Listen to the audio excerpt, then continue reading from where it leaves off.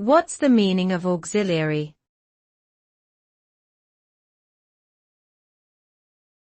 Auxiliary.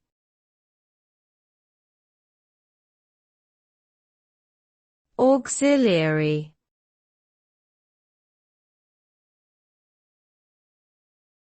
Auxiliary.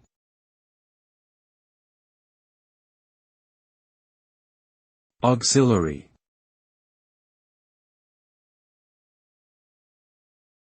The term auxiliary refers to something that provides additional or supplementary support to a main or primary thing.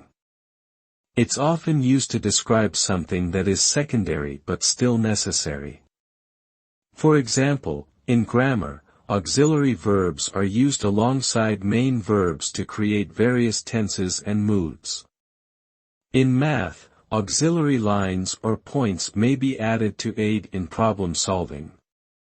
In general, the purpose of an auxiliary object or component is to enhance the effectiveness or efficiency of the primary thing it supports.